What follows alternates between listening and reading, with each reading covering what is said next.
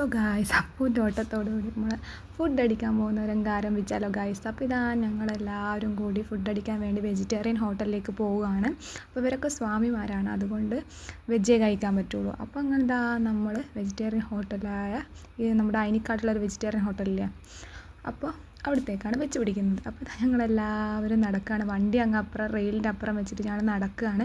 ഞങ്ങളിതുപോലെ പല സ്ഥലത്തും പോകാറുണ്ട് ഫുഡ് അടിക്കാനും. ഇങ്ങനെ ഓരോ സ്ഥലത്തൊക്കെ ഞങ്ങൾ ഓൻ്റെ ഫ്രണ്ട്സും ഇതുപോലെ ടീമായിട്ട് പോകാറുണ്ട്. അതൊക്കെ ഒരു വൈബാണ്. അപ്പോൾ ഇതാ ഞങ്ങൾ എത്താനായി. അപ്പോൾ ഇതാ വെച്ച് പിടിക്കുകയാണ്. ഇതാ എത്താനായി, ദേ എത്തി ഗായ്സ്. അപ്പോൾ അവിടെ കുറച്ച് തിരക്കൊക്കെ ഉണ്ട്. അപ്പോൾ ഇതാ കൈയൊക്കെ കഴുകി ഞങ്ങളിതാ ഉള്ളിലേക്ക് പോവുകയാണ്. അപ്പോൾ കുഞ്ഞനുണ്ട്. അപ്പോൾ എല്ലാവരും ഇതാ ഓരോരുത്തരുടെ സീറ്റ് പിടിക്കുന്നുണ്ട്. ഓരോരുത്തർക്ക് ആവശ്യമുള്ള സാധനങ്ങളെല്ലാം ഓർഡർ ചെയ്യുന്നുണ്ട്. ഞാൻ മസാല ദോശയാണ്, ഇവിടെ പോയാലും മസാല ദോശ മുഖ്യ ബിഗിഡേന്ന് പറഞ്ഞതിൻ്റെ തൊട്ട്.